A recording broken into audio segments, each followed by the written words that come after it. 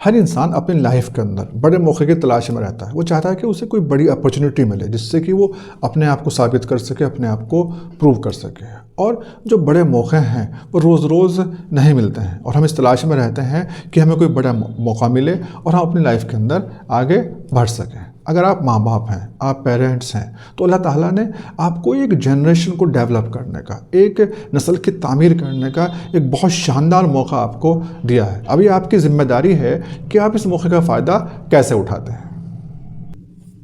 अगर आप ये समझते हैं कि आपका बच्चा खुद ब खुद कामयाब हो जाएगा, खुद ब खुद समझदार हो जाएगा, वो खुद ब खुद आपका फरमाबरदार बच्चा बन जाएगा, खुद ब खुद नेक बन जाएगा, आपको कुछ नहीं करना पड़ेगा, तो ऐसा नहीं होगा। एज ए पेरेंट्स ये आपकी ज़िम्मेदारी है कि जो आपको कुदरत ने जो मौका दिया है आप उसका पूरा इस्तेमाल करें और इन मौक़ों का इस्तेमाल करके न केवल अपने बच्चे को बल्कि जो एक आने वाली जनरेशन है उसके अंदर भी कामयाबी का रुझान पैदा कर सकते हैं। एज ए पेरेंट्स जो एक नेचर ने जो आपको मौका दिया है वो एक बहुत ही एक्स्ट्राऑर्डिनरी अपॉर्चुनिटी है जो हर एक को नहीं मिलती। ये उन लोगों से जा कर के पूछें जिनके औलाद नहीं हैं, वो इस अपॉर्चुनिटी को पाने के लिए कितने परेशान होते हैं और कितने तरसते हैं। लेकिन जिन्हें ये अपॉर्चुनिटी मिल जाती है वो इसकी उतनी कदर नहीं करते हैं जितनी कदर उन्हें करनी चाहिए। आप पेरेंट्स हैं, आप ज़रा सोचें, ज़रा समझें कि आपके पास आपकी गोद में एक और इंसान है और जिसकी परवरिश की, जिसकी पर्सनालिटी डेवलप करने की, जिसके फ्यूचर को बनाने की, जिसकी लाइफ को बनाने की पूरी जिम्मेदारी आपकी है और आप उसे किसी भी राह पर मोड़ सकते हैं। आप पेरेंट्स हैं, ज़रा आप गौर करें, ज़रा आप सोचें कि आपके पास एक और इंसान है, आपके पास आपकी गोद में एक और इंसान है जिसकी ज़िंदगी, जिसका मुस्तक़बिल, जिसका फ्यूचर, जिसकी पर्सनालिटी डेवलपमेंट की पूरी ज़िम्मेदारी आपकी है। या कुदरत ने आपको ये मौका दिया है कि आप उस बच्चे की ज़िंदगी को, उसकी लाइफ को, उसकी पर्सनालिटी को, उसकी शख्सियत को जिधर चाहें उधर मोड़ सकते हैं। ये बात बिल्कुल सही है कि आपका बच्चा है वो आपको परेशान करेगा, वो आपको ज़िद करेगा और उसकी उस परेशानी की वजह से उसकी जो कुछ नीड्स हैं उसको पूरा करने के लिए आपको जो अपने बहुत इम्पोर्टेंट काम है, बहुत ज़रूरी काम है, उन्हें छोड़ना पड़ेगा। उसे बच्चे को इम्पोर्टेंस देनी होगी। लेकिन यही वो मौका है जब आप अपने उस इमोशंस को ध्यान रखें और उन इमोशंस को आप बच्चे को दिखाएं। अगर आप उन मौक़ों पर इसका फ़ायदा उठा लेते हैं तो आप ज़िंदगी भर अल्लाह का शुक्र अदा करेंगे और अगर आप मौक़ों पर फ़ायदा नहीं उठाते हैं तो फिर आप ज़िंदगी भर अफसोस करेंगे कि मुझे अल्लाह ताला ने, मुझे कुदरत ने एक मौका दिया था जिसे मैंने ज़ाया कर दिया। बहुत सारे पेरेंट्स ऐसे हैं कि जो बच्चों की ज़िद की वजह से और उनकी किसी साइकोलॉजिकली प्रॉब्लम की वजह से या उनकी किसी फ़िज़िकल प्रॉब्लम की वजह से परेशान होते हैं और वो चाहते हैं कि उनकी उन परेशानियों को, उनकी उन कमियों को दूर किया जाए।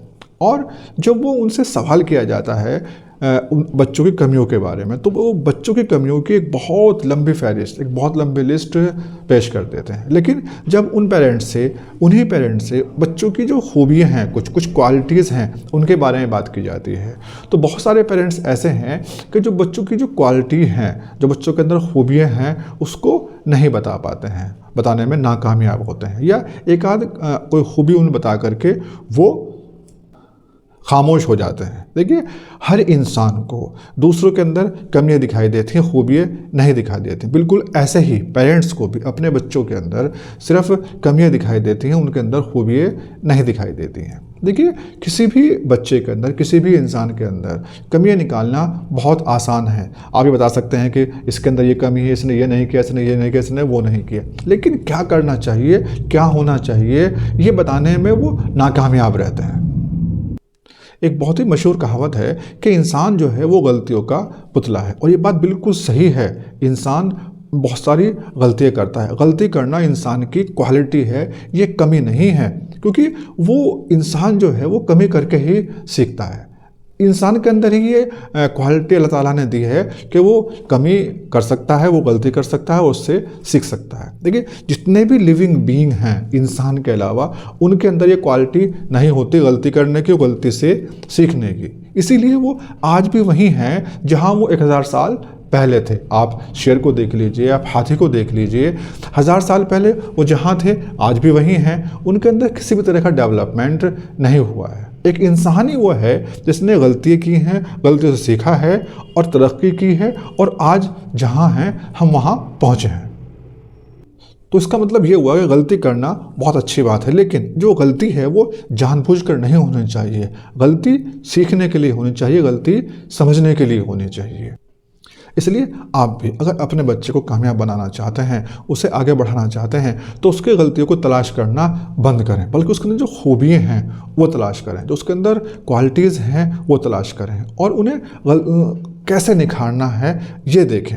बच्चे की खूबियों को तलाशें, उन्हें समझें और उसको डेवलप करें, उसको निखारें। जब भी बच्चा कोई अच्छा काम करता है उसकी तारीफ़ करें, हो सके तो उसे इनाम भी दें। और देखिए, हर इंसान उस काम को बार बार करता है जिस काम को उसे करने में मज़ा आता है। बिल्कुल ऐसे ही बच्चा भी उस काम को बार बार करता है जिस काम को उसे करने में मज़ा आता है। और देखिए, तारीफ़ एक ऐसी चीज़ है जो मज़ा देती है। अगर हम बच्चों की किसी काम के ऊपर तारीफ़ करते हैं तो वो उस काम को बार बार करेगा और उस काम को करने की उसमें अंदर एक आदत डेवलप हो जाएगी।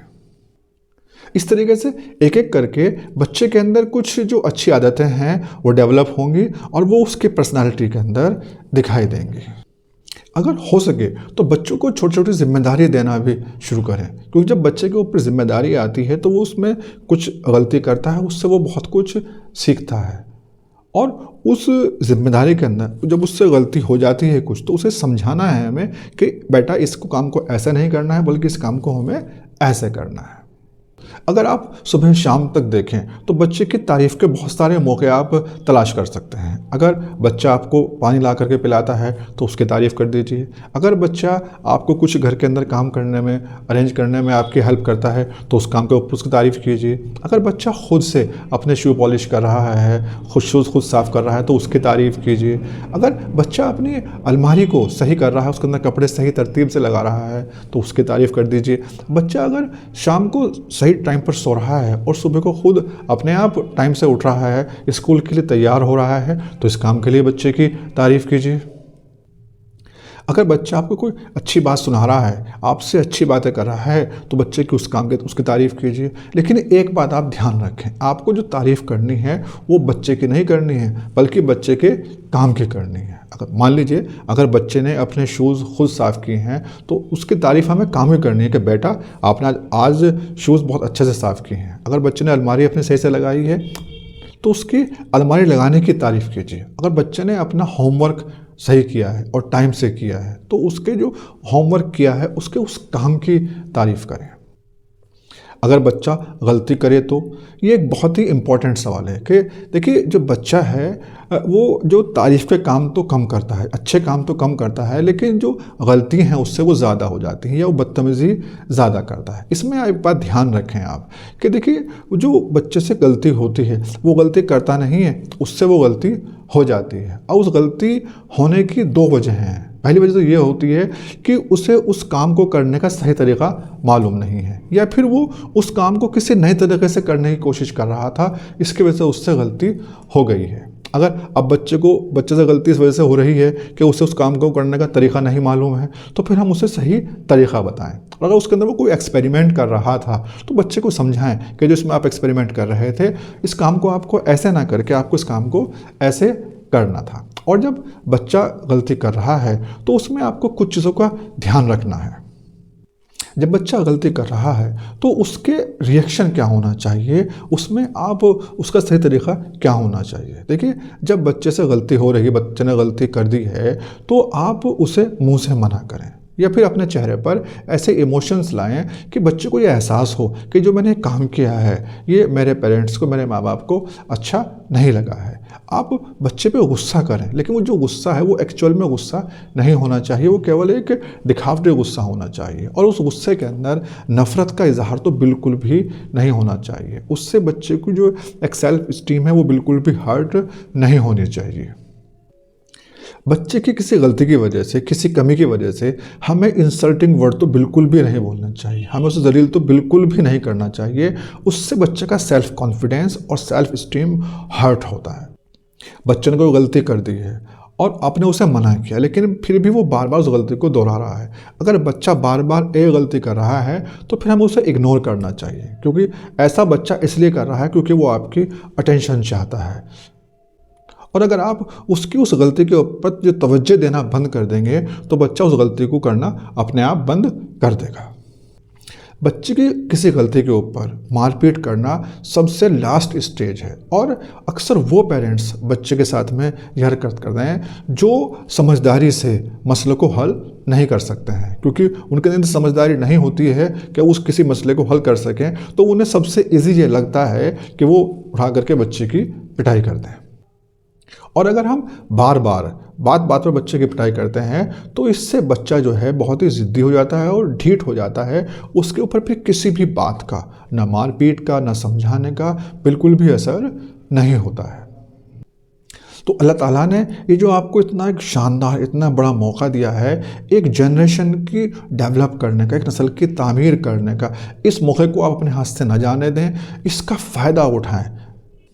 अगर आपको मेरी वीडियो अच्छी लगी है तो कमेंट में यस लिखें और लाइक करना मत भूलें।